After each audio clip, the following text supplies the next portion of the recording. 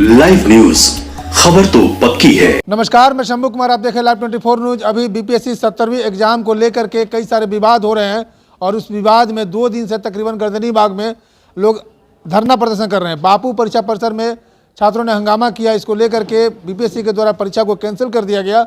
सिर्फ बापू परीक्षा परिसर को, इसी को लेकर के सभी छात्र कर रहे हैं कि सिर्फ एक ही सेंटर को, सारे परीक्षा केंद्र को क्यों नहीं सेंटर कैंसिल किया गया। इसी बीच में कई सारे बात हैं, कई सारे बहस चल रही है बीपीएससी को लेकर के हाई कोर्ट में, और उस बहस का एक जजमेंट आज आया है, उसी पर हम बात कर रहे हैं। मेरे साथ हाई कोर्ट के जाने माने वकील रोहित जी हैं। हम इनसे बात करेंगे। सर, आप क्या सुनाने वाले हैं छात्रों को? बीपीएससी क्या जजमेंट है? इसमें 17वीं सिविल सर्विसेज का जो एग्ज़ाम है, जब से इसका एडवर्टीजमेंट आया है तभी से ये विवाद के घेरे में आ गया है। इसमें है क्या कि 17वीं के आने के साथ में देश आज़ाद होने के बाद सबसे ज़्यादा पोस्ट का वैकेंसी इस बार आया है। करीबन 200 से ज़्यादा एसडीएम का पोस्ट है। तो इस पे परीक्षा माफिया वाले का गिद्ध दृष्टि पड़ गया। बिहार में अभी तक जो भी एग्ज़ाम हो रहे हैं, जिसमें ज़्यादा पोस्ट है उसमें पेपर लीक का मामला लगभग आ ही जा रहा है। चूँकि इसमें 2000 से ज़्यादा पोस्ट हुआ और 200 से ज़्यादा एसडीएम का पोस्ट है, इसलिए इसमें यह विवादित होते ही चला गया। उस विवाद में, वो विवाद का सिर्फ और सिर्फ एक ही कारण है कि हमारे चेयरमैन सर बीपीएससी के श्री परमार रवि मनु भाई 16/3/2024 को अपना पदभार ग्रहण किए। उसके बाद इसमें नया नया प्रयोग, नॉर्मलाइजेशन, अलग अलग सेंटर बनाना, इसमें बापू परीक्षा परिसर जो है कुम्हरार में, पटना कुम्हरार में, वहाँ पर में प्रयोग किया गया। कि प्रयोग के दौरान जो है सो लगातार इसमें जो है सो पोस्ट का 4 पोस्ट बढ़ाना है, 2 पोस्ट बढ़ाना है, ऐसे करके जो है सो कई एक बार इसका डेट एक्सटेंड किया गया फॉर्म भरने में। इसी बीच करीबन 92,000 स्टूडेंट का रजिस्ट्रेशन करने के बाद उन लोगों का जो है सो पूरा फॉर्म नहीं भरा गया। जब वह पूरा फॉर्म नहीं फिलअप हुआ तो पटना उच्च न्यायालय में कुल 12 कैंडिडेट जो है अपना फॉर्म नहीं भरने के कारण एक रिट याचिका दाखिल किए। यह रिट याचिका CWJC number 18/320 of 2024, I repeat CWJC number 18320 of 2024, यह 21 नवंबर 2024 को दाखिल किया गया। इसमें इसकी सुनवाई जो है सो 3/12/2024 को एग्ज़ाम के जस्ट पहले सुनवाई हुई। इस सुनवाई में न्यायमूर्ति जस्टिस श्री पुलंदी सिंह के यहाँ यह केस लगा और इसमें सुनवाई के दौरान उन्होंने बहुत ही इसमें जो है सो टिप्पणी किया गया। बहुत ही अजीब तरह से टिप्पणी किया गया। उसमें कहा गया कि जिस तरह से क्लैट के एग्ज़ाम में क्वेश्चन बुकलेट पे फोटोग्राफ होता है कैंडिडेट का, उसी तरह से बीपीएससी के भी एग्ज़ाम में क्वेश्चन बुकलेट पे कैंडिडेट का फोटोग्राफ होना चाहिए। इसमें जो ऑर्डर है 3/12/2024 के पैराग्राफ 4 में साफ साफ लिखा हुआ है, in recent examination conducted as per the guideline of national law university NLU provided OMR response sheet along with question booklet for CLAT examination. The OMR sheet is a carbonized sheet on which the candidate used to mark their answer. The question booklet also contains the photograph of the candidates taking the said examination to maintain transparency and to save time so that the candidate may verify immediately from the question booklet and the compare it with the carbonized OMR sheet as to how many answers they have solved, and they can pre-assess even before the provisional answer key is published by the examining body the correct number of answers without any delay and the causing any disappointment to them. In that regard, the Bihar Public Service Commission hold the responsibility to holding several competitive exams may inform to this regarding mechanism adopt by them and seek to adopt more practical, rational and transparent measures better than those examining body who have adopted the method applied as the conduct of the CLAT examination. Such information is required in the interest of aspirants. और इसको 10/12/2024 के लिए रखा गया था सुनवाई के लिए। इस बीच में learned counsel for appearing on the behalf of Bihar public service commission seek short adjournment to file counter affidavit. ये था ऑर्डर। हाँ, 3/12/2024 को ये किया गया। हम लोग का अभी तक का जो ट्रेंड है पटना हाई कोर्ट में, इस तरह की जब टिप्पणी होती है तो संबंधित संस्था जो है सो इस पर में संज्ञान लेते हुए आगे की कार्रवाई करते हैं। परंतु हमारे चेयरमैन सर श्री परमार रवि मनु भाई के सामने ये ऑर्डर गया। इन्होंने बोला कि ये सब होते रहता है, हम एग्ज़ाम कंडक्ट कराएंगे, आप कोर्ट को इन्फॉर्म कीजिए कि हमारा 130 करोड़ रुपया का जो है सो नुकसान सिर्फ क्वेश्चन बुकलेट में हमारा जो है सो होगा, और इस तरह से हम जो है सो एग्ज़ाम हर हाल में जो है सो कंडक्ट कराएंगे। और ये सुनवाई होते ही 10 तारीख को इसको रखा गया था और इन्होंने फ्राइडे को एग्ज़ाम कंडक्ट करा लिया। अच्छा, हाई कोर्ट मना कर रहे थे? हाई कोर्ट में हाई कोर्ट अपनी दलील रख रहा है कि इस तरह के एग्जाम माननीय उच्च न्यायालय में सुनवाई 3/12/2024 को हुआ है और उसमें उन्होंने कहा कि हर एक क्वेश्चन बुकलेट पे कैंडिडेट का फोटो होना चाहिए। परंतु जिस तरह से NLU में किया गया है, नेशनल लॉ यूनिवर्सिटी के एग्ज़ाम में जिस तरह से किया गया है, वही चीज़ जो है सो उसमें उन्होंने कहा, न्यायमूर्ति महोदय के द्वारा यह कहा गया कि इस तरह का जो है सो नया जो है सो ट्रेंड चला है।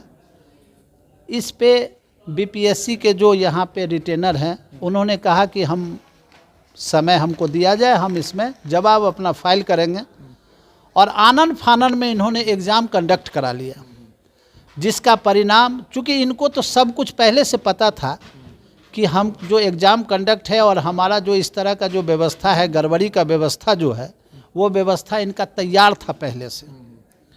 इसलिए इन्होंने जो है सो इसमें जो टिप्पणी हुई 3/12/2024 के ऑर्डर जो civil writ jurisdiction case number 18/320 of 2024 में जो टिप्पणी आई है, उस टिप्पणी को इन्होंने नज़रअंदाज करते हुए एग्ज़ाम को कंडक्ट कराया, जिसका परिणाम हम लोग के आंख के सामने में है। अब आ जाइए आंकड़ा पे। टोटल इसमें अभी 4,81,143 लगभग, इसमें थोड़ा आगे पीछे हो सकता है, मेरे पास ये जो डाटा है ये डाटा में आगे पीछे हो सकता है, परंतु हमारे जानकारी के हिसाब से 4,81,143 कैंडिडेट जो है सो इसमें अपीयर हुए। बापू परीक्षा परिसर में 12,800 स्टूडेंट अपीयर हुए। बिहार में 38 जिला है और 38 जिला में मोर और लेस जो है सो सब जगह इस तरह का जो बात है, उसके हिसाब से बापू परीक्षा परिसर एक पूरे ज़िले के बराबर हुआ। अगर उसको हम लोग शिवहर और अरवल को मिला दें तो 2 जिला का जो है सो बराबर बापू परीक्षा परिसर में जो है कैंडिडेट थे।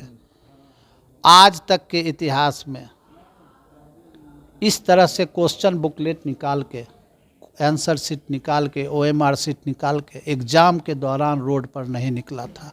अभी तक नहीं हुआ था इस तरह का, अभी तक नहीं हुआ। ये हमारे पूरे देश के लिए जो है यह चिंता का विषय है कि एक तरफ आप जो है कलेक्टर एडिशनल कलेक्टर बना रहे हैं, जो आगे चलकर ज़िला का कलेक्टर बन जाते हैं, और वो कलेक्टर होते हैं जिनको कॉम्पिटेंट गवर्नमेंट भी कहा जाता है। और गवर्नमेंट, ज़िला का गवर्नमेंट जो हुआ वो गवर्नमेंट हुए डिस्ट्रिक्ट मजिस्ट्रेट कम कलेक्टर। और उस पोस्ट के लिए जो भी यह नियुक्ति हो रही है, मतलब एसडीएम जो होंगे वो प्रमोट होके जो है सो डीएम हो जाते बनेंगे। तो इस तरह का पोस्ट के लिए जब नियुक्ति करना है तो इस तरह से कैसे कर सकते हैं? तो सर हमको ये बताइए, ये समझ में नहीं आता है कि इस तरह से जो है सो क्यों और कैसे हुआ। चलिए हम 2 सवाल आपसे पूछते हैं। नैतिकता के आधार पर मेरा सिर्फ और सिर्फ कहना है कि पूर्णतया जो है सो 70वीं बीपीएससी की परीक्षा को रद्द करते हुए सरकार इसमें संज्ञान ले, और संज्ञान लेके नियुक्ति को ये पूरे जो भी बचे हुए कैंडिडेट हैं जिन्होंने कहा कि हमारा फॉर्म नहीं फिलअप किया गया, उनका फॉर्म फिलअप कराया जाए, और फॉर्म फिलअप करा के पूरे का पूरा जो है सो परीक्षा को रद्द किया जाए। और ये जो श्री परमार रवि मनु भाई हैं, इनको नैतिकता के आधार पर, चूँकि क्वेश्चन बुकलेट रोड पर आ गया, तो उनको नैतिकता के आधार पर में रिजाइन कर देना चाहिए। चलिए ये आपका कर रहे हैं, आप हमको 2 सवाल का जवाब दीजिए। हाई कोर्ट ने कहा, कोर्ट न्यायमूर्ति जज साहब बोले कि क्वेश्चन पेपर पे और उस पर बच्चे का फोटो होना चाहिए। हाँ। अवहेलना किए आयोग, अब अवहेलना किए, अगले बार से ये पालन करें कि इतने क्वेश्चन हम, मेरा बजट इतना खराब हो जाएगा, इतना पैसा खर्च होगा, तो इसमें अब दोषी, इस पर कोई कार्रवाई हो सकती है? आयोग के ऊपर कोर्ट संज्ञान ले सकता है?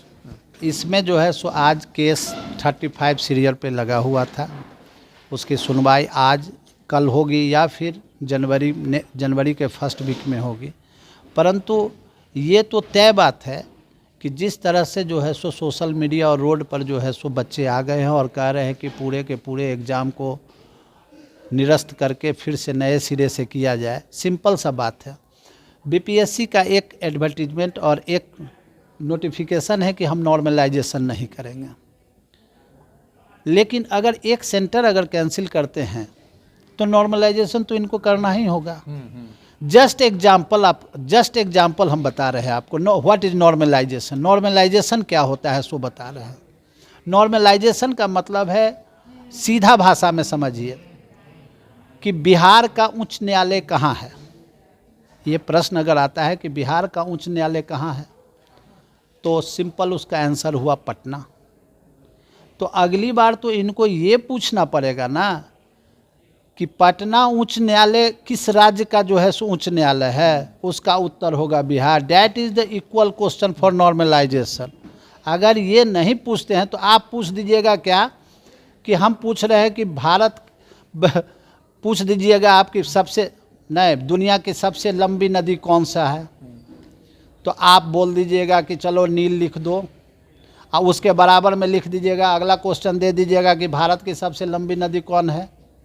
तो हम तो लंबी नदी पूछबे किए, चाहे विश्व का पूछ दिए चाहे भारत का पूछ दिए, लेकिन दोनों का अलग अलग है, दोनों का आंसर अलग अलग होगा। अगर बिहार के बच्चे से हम पूछेंगे बिहार की राजधानी कहाँ है, तो पटना। आप पूछिएगा राज्य का राजधानी पूछे हैं, पूछ दीजिएगा कि चलो ठीक है मणिपुर का राजधानी बता दो, तो नॉर्मलाइजेशन तो करना पड़ेगा। आप बोलिएगा नॉर्मलाइजेशन हो गया कि हाँ दोनों तो राज्य का राजधानी हम पूछ रहे हैं, तो ये है नॉर्मलाइजेशन। क्यों करेंगे नॉर्मलाइजेशन? चलिए, मतलब आपके अनुसार बीपीएससी आयोग के जो चेयरमैन है परमार साहब, उनको इस्तीफा दे देना चाहिए? उनको नैतिकता के आधार पर रिजाइन कर देना, और एग्जाम को कैंसिल कर देना चाहिए। हाँ पूरे। चलिए, आपने सुना, 70वीं मेरा सरकार से अपील है कि आप सबसे पहले जो है सो हमारे चेयरमैन सर को रिजाइन कर देना चाहिए नैतिकता के आधार पर।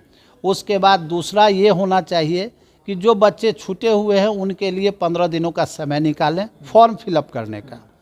उसके बाद ये जो दोबारा से जो है सो सेचुरेटेड ढंग से एसडीएम का क्वेश्चन पूछे, ना कि पूछे सिपाही का क्वेश्चन। सिपाही का क्वेश्चन नहीं पूछना है। चलिए आपने सुना हाई कोर्ट के इसमें भी जिस तरह से इस तरह का जो है सो बहुत सारे कोचिंग वाले बहुत तरह बात बता रहे हैं। देखिए बीपीएससी में जब कलेक्टर आप बना रहे हैं, एडिशनल कलेक्टर बना रहे हैं, तो उनको जीके का क्वेश्चन पूछना चाहिए 3rd line fact, not 1st line fact. लेकिन इस बार का क्वेश्चन बुकलेट आप देख लीजिए, फर्स्ट लाइन फैक्ट पूछ दिए हैं। फर्स्ट लाइन फैक्ट इनको नहीं पूछना है। फर्स्ट लाइन फैक्ट और थर्ड लाइन फैक्ट में हम आपको अंतर बता देते हैं। जस्ट एग्जाम्पल, सबसे पहले तिरंगा को किस कांग्रेस के अधिवेशन में फहराया गया, that is the first line, Lahore में। अब आप पूछिए कि किस नदी के किनारे लाहौर है, तो रावी नदी के किनारे है। अब स्पेसिफिक डेट जब आप पूछ देंगे तो that is the third line fact. इसलिए थर्ड लाइन फैक्ट क्वेश्चन इस तरह से सेचुरेटेड होना चाहिए कि कलेक्टर का क्वेश्चन होना चाहिए, ना कि सिपाही का। लगे कि एसडीओ का एग्जाम। हाँ, चलिए आप सुने, जाने माने वकील हाई कोर्ट के रोहित जी, इन्होंने कहा साफ साफ कहा कि नैतिकता के आधार पर बीपीएससी चेयरमैन परमार साहब को इस्तीफा दे देना चाहिए। दूसरा टॉपिक ये है कि जिस तरह से बापू परीक्षा परिषद से क्वेश्चन बाहर हुआ, ये सरकार के ऊपर, आयोग के ऊपर एक मतलब कि अवहेलना है। ये उनको अपने उस पूरे परीक्षा को, पूरे बिहार में होने वाली परीक्षा को कैंसिल कर देना चाहिए। जो विद्यार्थी बचे हुए हैं, तकरीबन 80,000 विद्यार्थी जो जब फॉर्म नहीं भरे, उनको फिर से दोबारा मौका दिया जाए फॉर्म भरने का, और फिर से री एग्ज़ाम लिया जाए। री एग्ज़ाम लेकर के जो एसडीओ बनने के लायक क्वेश्चन है, third fact question, third line fact जो होता है, उस आधार पर आप क्वेश्चन पूछे ताकि लगे विद्यार्थी को कि हाँ भाई, हम एसडीओ या एडीएम बनने वाले उस तरह का सवाल आपने पूछा है और एग्ज़ाम देकर निकले तो उनको लगे कि हम एग्ज़ाम देकर निकले हैं, ना कि आपको ऐसा ना लगे, एहसास हो कि आप सिपाही का एग्ज़ाम देकर के बाहर निकले। मैं शंभू कुमार, कैमरा जर्नलिस्ट यशोधर्मा के साथ पटना। अगर मेरे चैनल को लाइक और सब्सक्राइब नहीं किए हैं तो लाइक करें, सब्सक्राइब करें। Thank you so much. Live news, खबर तो पक्की है।